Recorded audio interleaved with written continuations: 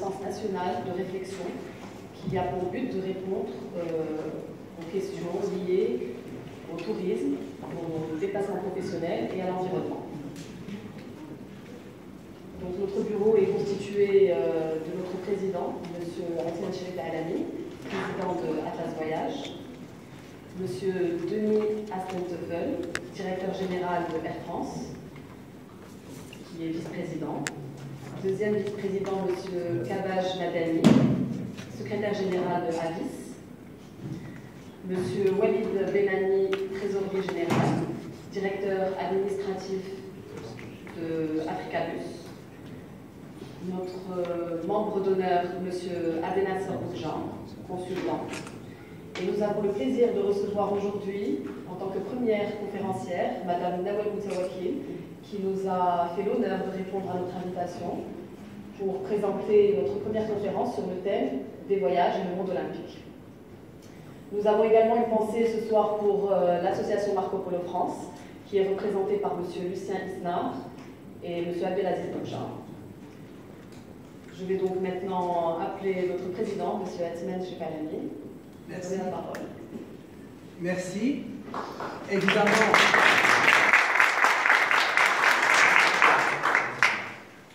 je voudrais aussi vous présenter et remercier Mouna Traoui Benani, qui est notre secrétaire générale, directrice générale de son agence Best Events à Casablanca. Merci Mouna et toute l'équipe qui a organisé cette manifestation et qui a lancé toutes ces invitations. Notre association, à l'initiative de Marco Polo France, il faut l'avouer, était déjà existante sous forme de club pendant 4-5 années.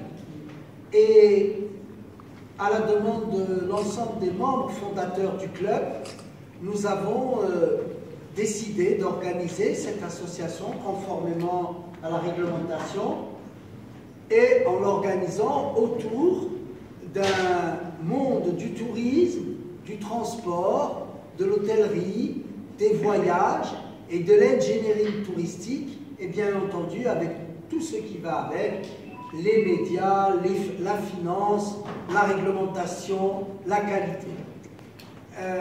Et puis, nous nous sommes déjà réunis à 3 reprises pour organiser notre plan d'action 2017-2018 et nous avons décidé de faire une conférence par mois afin de réunir les adeptes sur le tourisme et essayer d'avoir à chaque fois un conférencier ou une conférencière qui puisse montrer et démontrer combien les liens sont si proches entre la vie de tous les jours, mais pendant les voyages et pendant les actions de détente comme le sport ou même professionnel. Et Nawal Moutawakil, qui a beaucoup d'amis d'ailleurs parmi nous, a spontanément, malgré un agenda toujours très chargé, très dynamique, très engagé, accepté de tenir ce rendez-vous pour vous et pour notre plaisir ce soir et de participer à cette première conférence sous le thème « Les voyages et le monde olympique ». Alors Nawal, bien, je ne pourrais pas vraiment vous la présenter parce qu'elle est tellement connue et tellement proche de tout le monde et elle réalise tellement de belles choses que nous ne pourrons que nous remercier de l'avoir avec nous ce soir et de nous féliciter de la caution qu'elle partagera avec nous et avec cette humble association, qui n'est pas une association de plus ou de moins, mais c'est une des premières associations, car croyez-le ou pas, dans le tourisme, à part les fédérations nationales, où nous sommes une cinquantaine qui représentons tous les secteurs du tourisme, dans les régions, nous n'avons pas des associations qui regroupent d'une manière conviviale, informelle, amicale, dans la convivialité, le partage des informations pour l'intérêt du développement du tourisme. Et nous serons une association pratique, comme l'ont été les grands voyageurs Marco Polo et Ibn Battuta. Donc on doit vous faire découvrir les bons côtés du voyage et du tourisme du Maroc, mais également les mauvais côtés et également des solutions pour améliorer les mauvaises expériences du tourisme. Nawel Tawakil, grand merci au nom de l'ensemble du comité et des membres de notre association. Bravo pour être ensemble avec nous, comme vous l'êtes tous les jours, ensemble pour développer le sport. Ce soir, vous allez essayer de développer également les voyages, grâce à votre longue expérience, surtout au comité international olympique, avec toutes les missions que vous avez réalisées. Vous avez certainement des secrets, qu'est-ce qu'il faut mettre dans la valise, qu'est-ce qu'il faut éviter, comment être reçu dans les aéroports, comment choisir l'hôtel avec un bon lit pour se reposer, etc., etc. Encore une fois, mille merci et on vous laisse la parole. La parole est à la salle avec un débat, des questions-réponses et surtout un Nawel Tawakil sans plus tarder. Merci beaucoup.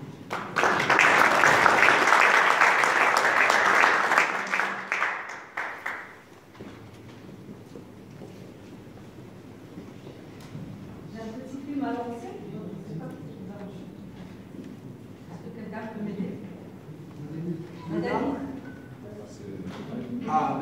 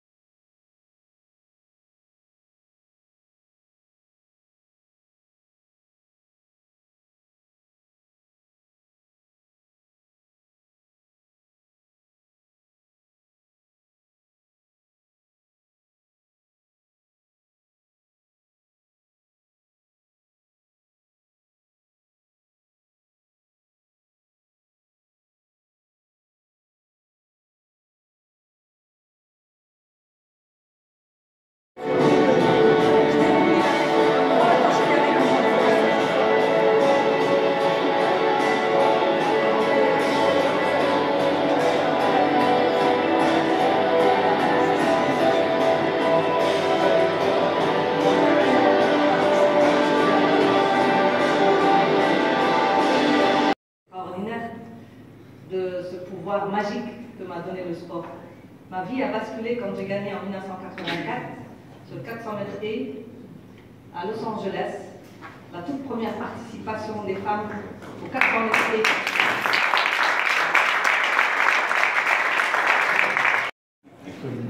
Que dans les terrains, elle n'avait même pas le droit d'être présente en tant que spectatrice. Alors imaginez-vous aujourd'hui, elle a défié tout cela pour s'imposer et arracher des performances olympiques pour pulvériser des records qui jadis étaient courus ou réalisés par des hommes.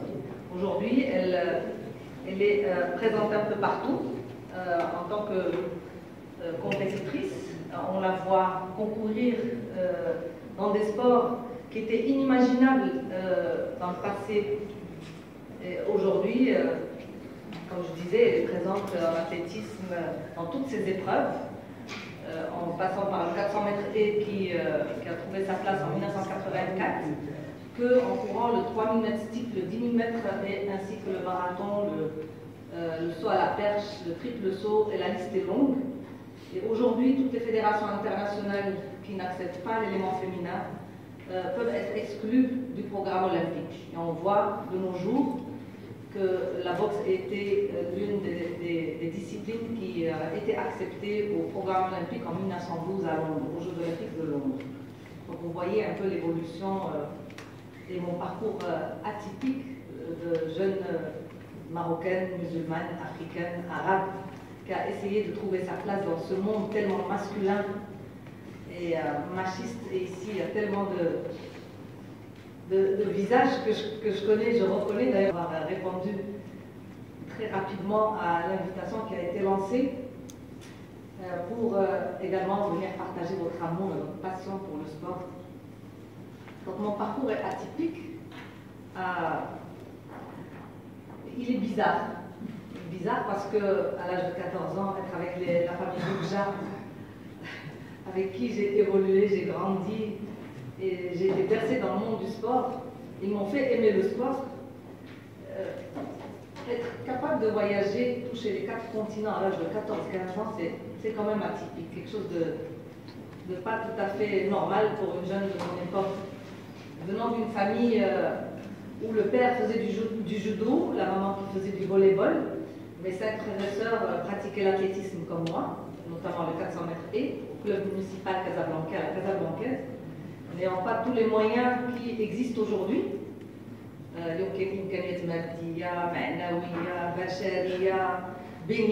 Ainsi de suite. Boukja, je peux confirmer qu'on a couru à la Casablancaise, parfois même pieds nus, avec le même t-shirt que j'ai dû donner au prochain athlète qui lui-même passait à l'autre, et la même chose avec les godasses. Donc aujourd'hui, tout ceci est chose révolue. L'État marocain a mis tous les moyens possibles et imaginables pour que tout ceci soit derrière nous, pour avoir les résultats escomptés. C'est l'Alami. Il dit oui, eh bien, effectivement, les moyens sont mis, mais les résultats ne suivent pas. En tous les cas, je voulais parler de tous ces voyageurs, notamment ce Marco Polo, Ibn Battuta, et j'ai dû me renseigner un petit peu sur leur histoire. C'était des hommes exceptionnels qui ont sillonné le monde avec les moyens qu'ils n'avaient pas, comme aujourd'hui. Ces grands explorateurs des siècles passés, ces touristes aujourd'hui ont tous possédé ou possèdent aujourd'hui cette volonté de découvrir ce monde exceptionnel. Ce monde exceptionnel qui nous apprend tellement de choses que moi, personnellement, je n'aurais jamais connu s'il n'y avait pas ce sport que j'aimais passionnément. Donc les voyages ont toujours été toujours constitué une partie intégrante de toutes les civilisations. Et Marco Polo ainsi que Ibn Battuta l'ont si bien démontré lors de leurs écrits, et que parfois ces écrits ont été pris par certaines personnes pour des rêves inexistants. Ils ont vu des choses, ils ont côtoyé des cultures, des civilisations, des gens, ils ont goûté à des saveurs, à des couleurs.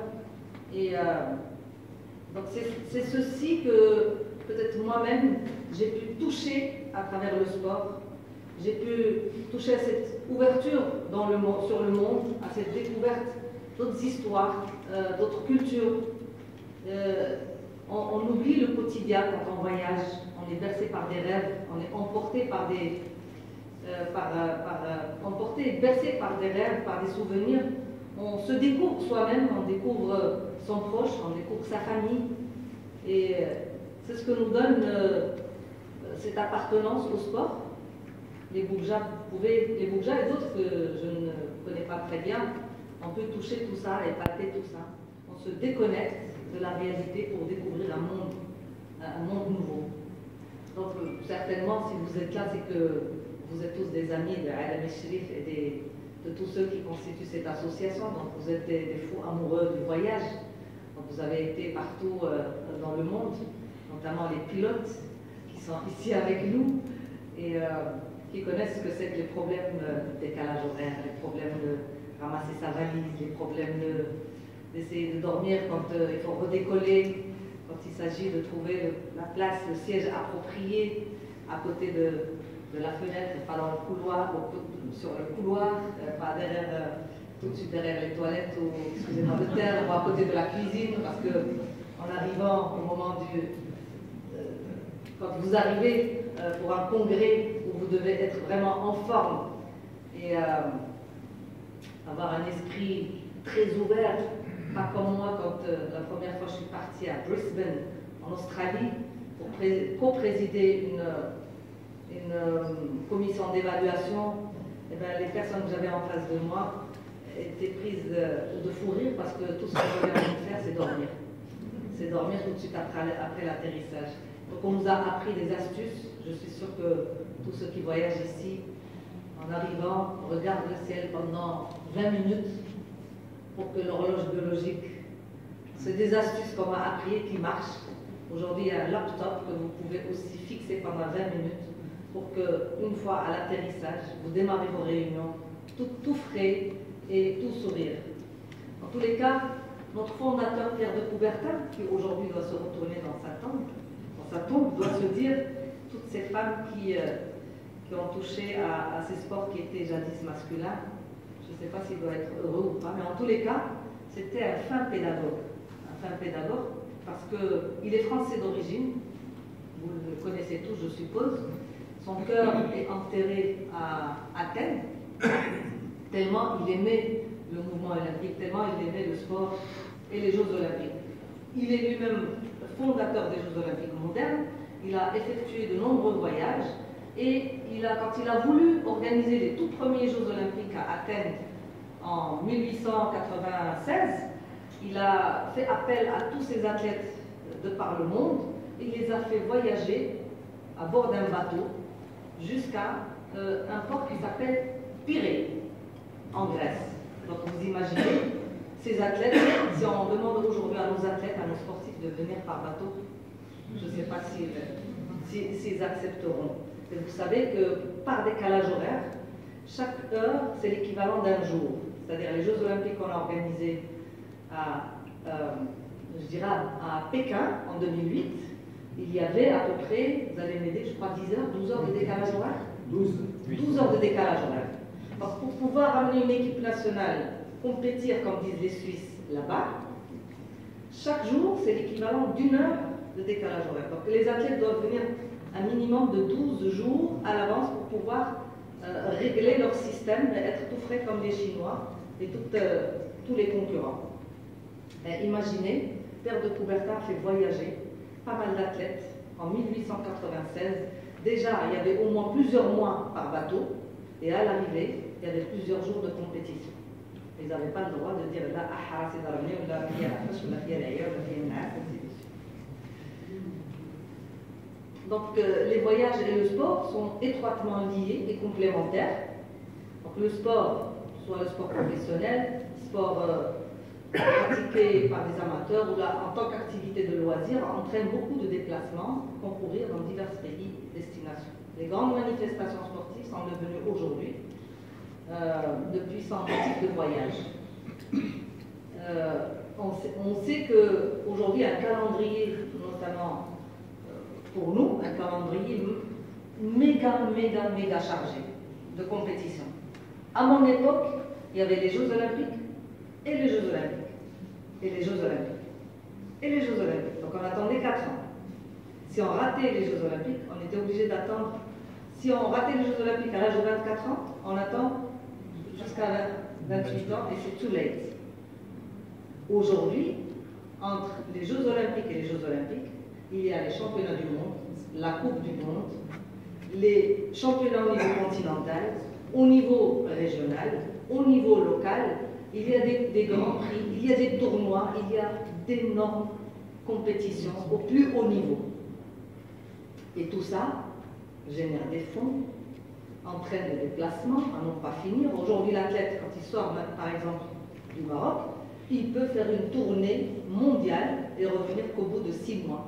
Il peut faire un stage de concentration ici, une compétition ici, un tournoi là, ainsi de suite. Donc, le sport aujourd'hui entraîne de nombreux déplacements un peu partout dans le monde. Et les compétitions sont devenues de puissants motifs de voyage. Et c'est pour ça qu'aujourd'hui, entre autres, on voit plusieurs villes candidates s'arracher l'organisation des Jeux Olympiques.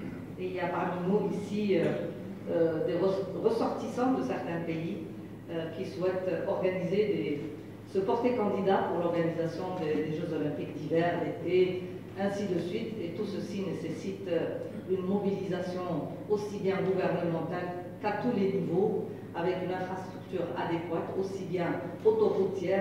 Bien chez nous, on ne peut pas lui dire on ne mange pas votre couscous, parce qu'on n'aime pas le couscous marocain, ou bien donc on goûte à tout, et c'est grâce au sport qu'on arrive à briser ces barrières. Et aujourd'hui, le Comité international olympique a scellé un partenariat, et le sait, avec l'Organisation mondiale du tourisme, parce que cette organisation et le CIO ont vraiment compris cette relation entre le tourisme, le sport et les voyages.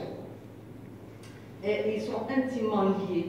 Les comités nationaux olympiques qui sont au nombre de plus de 200 à travers le monde, ces fédérations internationales de sport olympique qui sont au nombre de 28, ces comités d'organisation locaux qu'on appelle les OCOG qui sont nombreux, tous ont uni aujourd'hui leurs efforts parce qu'ils ont compris l'impact du sport pour sceller un partenariat stratégique concernant le tourisme et le rôle du sport en matière de quand il s'agit de compréhension mutuelle, quand il s'agit de culture, quand il s'agit de développement des sociétés. Donc, parmi mes nombreux voyages, j'ai dû côtoyer des personnalités extraordinaires et exceptionnelles. Je viens d'un milieu très modeste. Nombreux d'entre vous connaissent d'où je viens. Je suis de Jajma Borgo.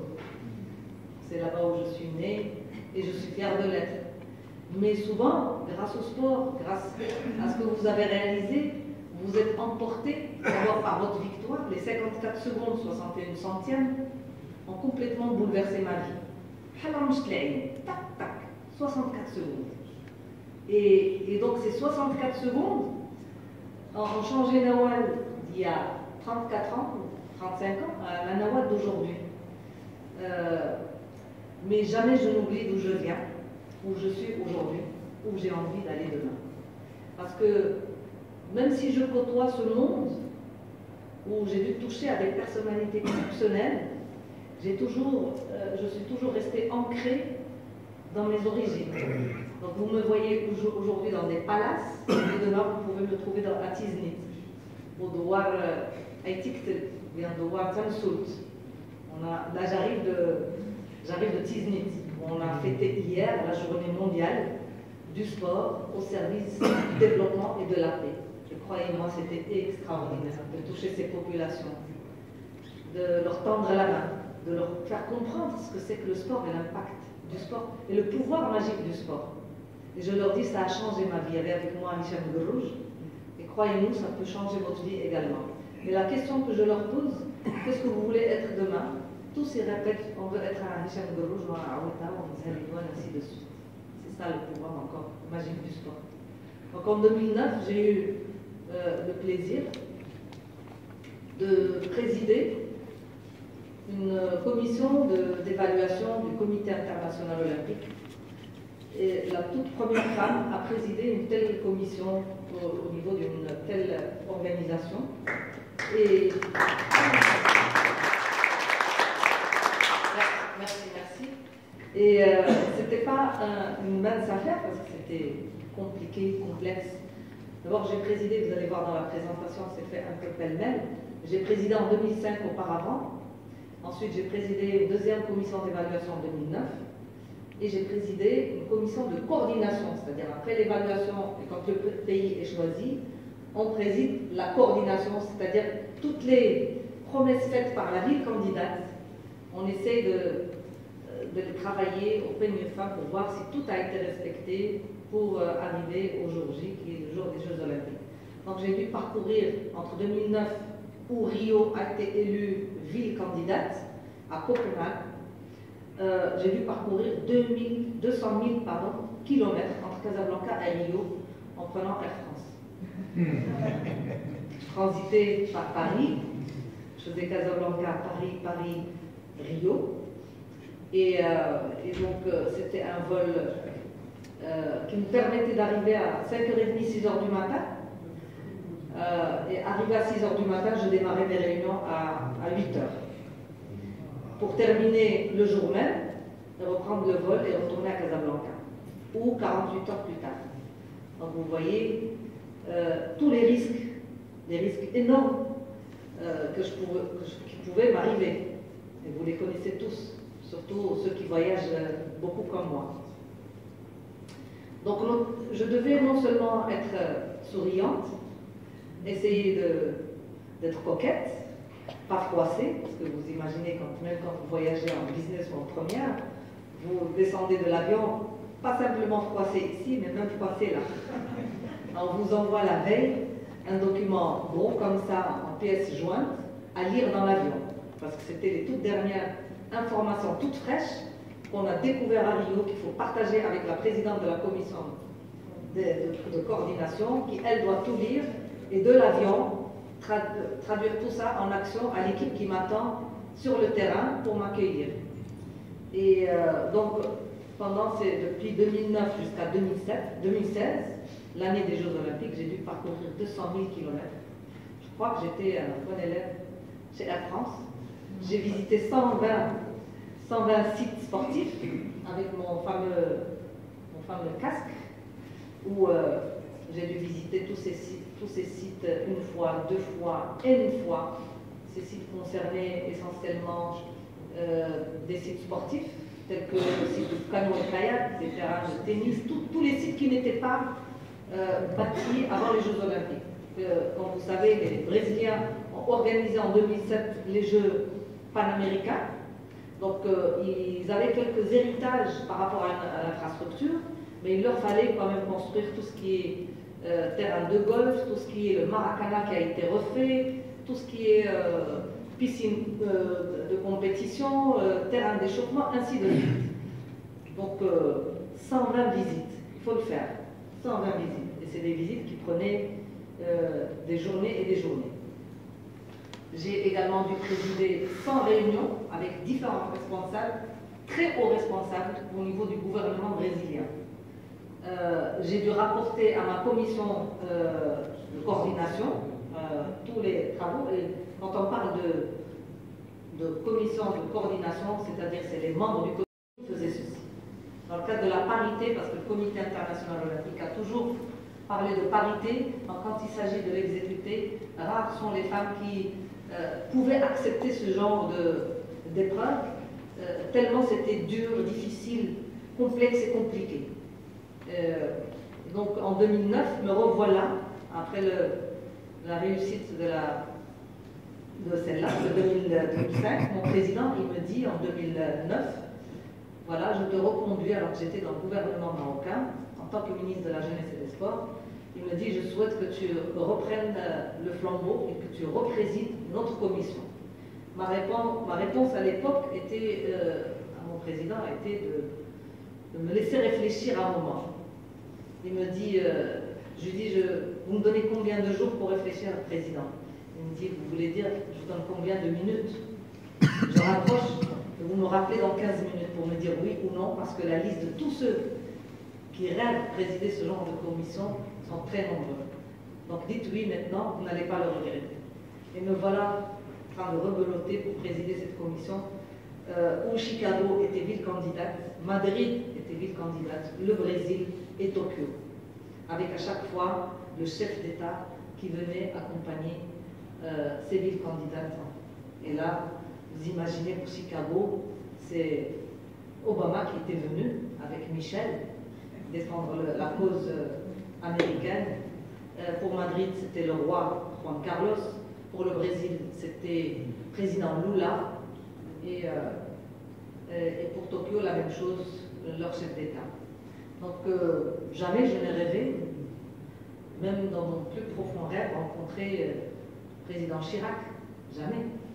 Et puis, ça restera tout jamais gravé dans ma mémoire, parce que c'est des choses exceptionnelles.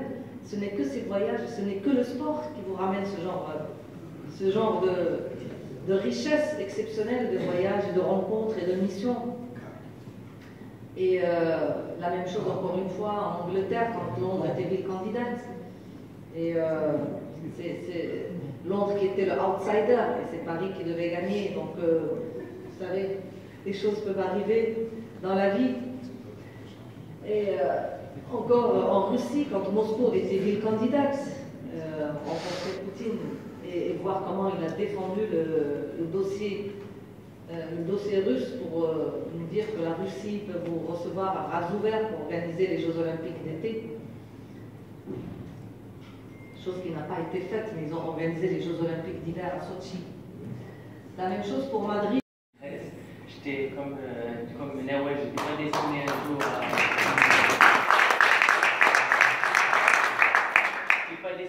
à faire l'Everest, mais c'est un rêve d'enfant que j'avais. J'avais une carrière de financier, je travaillais et tout, mais j'avais toujours ce rêve en tête.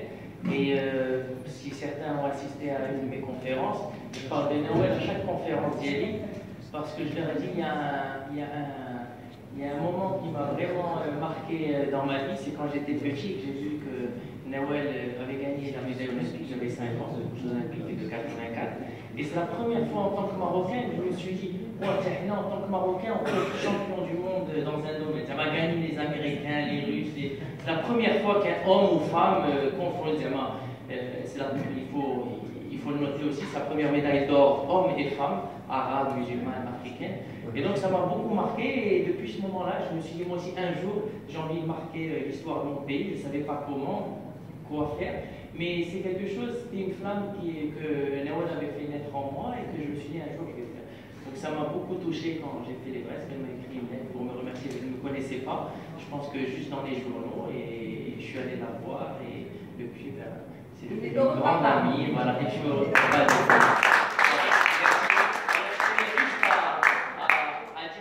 En ce moment même, il y a 2 femmes marocaines qui sont parties sur l'Everest. Oui. Donc, comme vous voyez bien,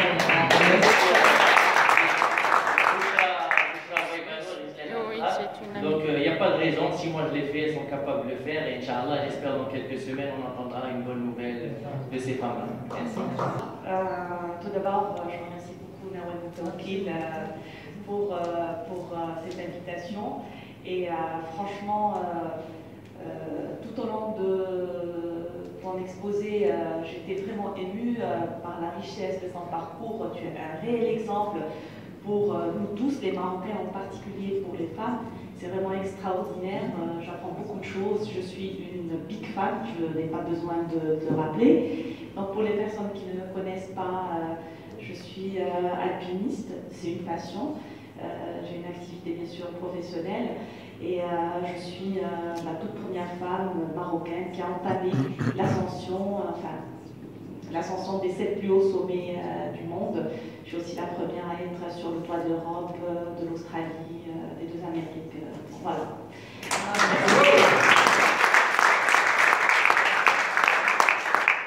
La défense, tu veux dire un mot? Oui, la défense. Bonsoir à tous. Moi, mon défi est différent, mais c'est quand même un défi. J'ai eu un cancer il y a 3 ans, et j'ai créé une association depuis, qui en fait fait relever les femmes qui sont à genoux, parce que j'ai la chance d'être debout aujourd'hui. donc je leur tends la main et je les relève par le biais du sport, parce que le sport est 70% de la guérison et 80% de la non-récidive d'un cancer.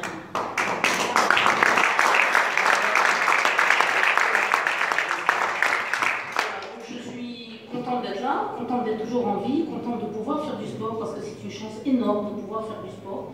C'est une chance énorme de pouvoir être debout et de pouvoir avancer. Voilà. Donc Nawal est pour nous c'est une fierté pour la femme marocaine, c'est une fierté pour la femme en général dans le monde. Et voilà, donc c'est des gens comme ça qui sont un moteur pour nous femmes atteintes de cancer. Et voilà, donc je suis contente d'être là. Merci à Sirisman pour cette organisation. Merci à vous tous et vive la vie.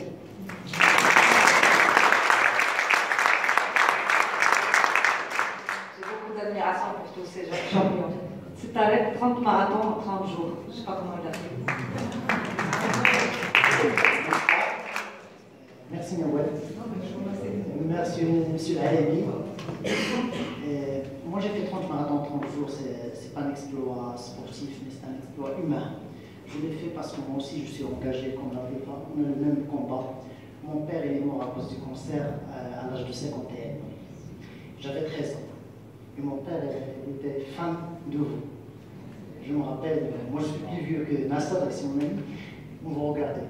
On restait à 2h du matin, 3h du matin, il me dit il y a deux champions marocains qui font le son, je laisse. Et ça m'a marqué. Il était sportif, mais il picorait, il buvait. Bon vivant. Bon vivant, épicurien, mais avec 100 ans. 30 marathons, 30 villes marocaines, et j'étais parrainé par la fondation de l'Estima, et je suis vraiment honoré. Et je l'ai fait partout au Maroc, de la Algoub, d'Arla, toutes les villes marocaines. 30 marathons, c'est le premier sur le continent africain. Mais je l'ai fait, ce n'est pas grâce à ma force, je l'ai fait grâce aux malades. Parce qu'au 11e marathon, il y a une fille qui était malade du cancer du SIDA, je ne vais pas citer le nom de famille, il m'a écrit à 19 ans. Il m'a dit écoute, tu es une lumière pour nous, tu es un espoir, tu dois continuer. C'était mon 11e marathon, j'étais vraiment fatigué. Il m'a dit tu ne me laisses pas tomber. Il avait 19 ans, il m'a dit j'ai un cancer du virus. Et j'ai perdu mon virus, mais tu es une lumière pour nous, tu es un espoir, tu dois continuer. Et j'ai continué, Au 23e marathon, il me présente un petite fille qui a 6 ans. Je croyais que c'était un garçon, on n'avait pas de cheveux, grâce à la chimie, la pauvre. Il avait peur. J'ai dit pourquoi il a peur, il voyait le médecin, parce que j'avais une chemise. Et la morale de l'histoire, il a perdu son rein parce qu'il n'avait pas 710 reins pour faire la chimiothérapie. C'est pour ça, mon message pour tous les Marocains, tous les médias. Il y a des Marocains, Nawal il est une icône, il travaille dans la société civile. Il est une icône pour beaucoup de Marocains, beaucoup de nous. Nous ensemble, on peut faire beaucoup de bien avec votre personnalité. Il ne faut pas être une star pour faire du bien.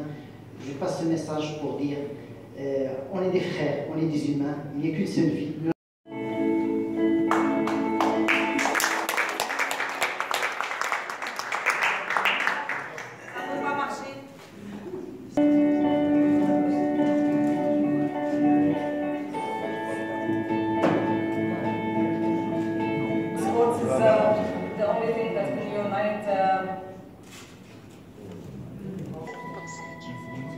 Let's hurry. Oh, ça ne va pas marcher.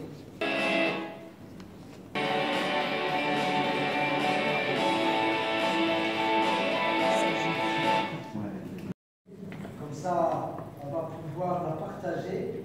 Et Nawal, tout au long de ton speech, à chaque fois tu as dit, on va essayer, je vais peut-être, je pense, réaliser un livre.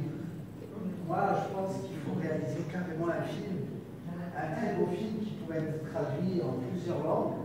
Et on va s'attacher, moi justement, dans notre petite association, à être avec tous les amis, les sponsors ou bien le lobby. Tu n'en as pas vraiment besoin, mais quand même, on va essayer de faire passer ce message. Alors, sans plus tarder, après, nous avons un cocktail dilatoire qui vous sera offert. Mais on va se consacrer une quinzaine de minutes, si vous voulez, pour partager des questions sur les voyages du monde olympique par Nawal Moutawakil. Alors la parole à la salle. J'étais comme Nawal, j'étais pas destiné un jour à... J'étais pas pas destiné un jour à faire l'Everest, mais c'est un rêve d'enfant que j'avais. J'avais une carrière de financier, je travaillais et tout, mais j'avais toujours ce rêve en tête. Et si certains ont assisté à une de mes conférences, je parle de Noël à chaque conférence d'Eli, parce que je leur ai dit il y a un moment qui m'a vraiment marqué dans ma vie, c'est quand j'étais petit, que j'ai vu que Noël avait gagné la médaille olympique, j'avais 5 ans, aux Jeux olympiques de 84. Et c'est la première fois en tant que Marocain que je me suis dit, en tant que Marocain, on peut être champion du monde dans un domaine. Ça m'a gagné les Américains, les Russes. C'est la première fois qu'un homme ou femme confronte. Il faut le noter aussi, sa première médaille d'or, hommes et femmes, arabes, musulmans, africains. Et donc ça m'a beaucoup marqué. Et depuis ce moment-là, je me suis dit, moi aussi, un jour, j'ai envie de marquer l'histoire de mon pays. Je ne savais pas comment, quoi faire. Mais c'est quelque chose, c'était une flamme que Nawal avait fait naître en moi et que je me suis dit un jour je vais faire. Donc ça m'a beaucoup touché quand j'ai fait l'Everest. Elle m'a écrit une lettre pour me remercier. Je ne me connaissais pas. Je pense que juste dans les journaux et je suis allé la voir et depuis, c'est devenu une grande amie. Voilà, et je suis heureux.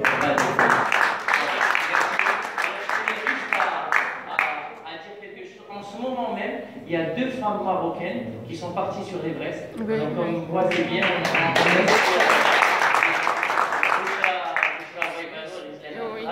donc il n'y a pas de raison, si moi je l'ai fait, elles sont capables de le faire et Inch'Allah, j'espère dans quelques semaines on entendra une bonne nouvelle de ces femmes-là. Merci.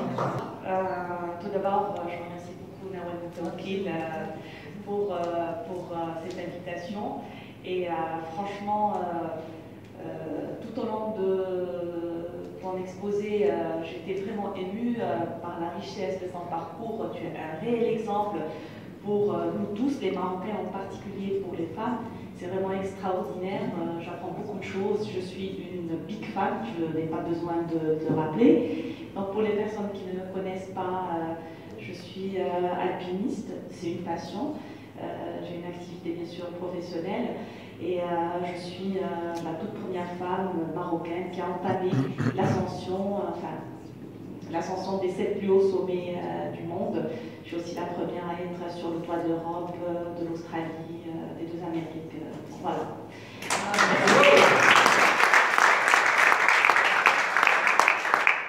La défunte, je veux dire à vous. Oui, la défunte. Bonsoir à tous. Moi, mon défi est différent, mais c'est quand même un défi. J'ai eu un cancer il y a 3 ans et j'ai créé une association depuis qui en fait relever les femmes qui sont à genoux parce que j'ai la chance d'être debout aujourd'hui, donc je leur tends la main et je les relève par le biais du sport parce que le sport est 70% de la guérison et 80% de la non-récidive d'un cancer.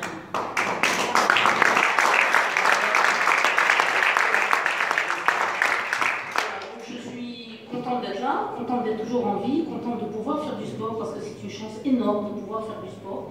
C'est une chance énorme de pouvoir être debout et de pouvoir avancer. Voilà. Donc Nawal est pour nous c'est une fierté pour la femme marocaine, c'est une fierté pour la femme en général dans le monde.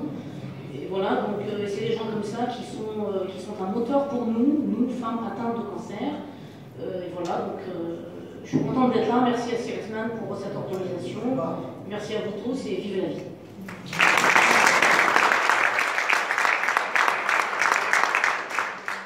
D'admiration pour tous ces jeunes champions. C'est avec 30 marathons en 30 jours. Je ne sais pas comment il a fait. Merci Nawal. Merci Monsieur Alemi.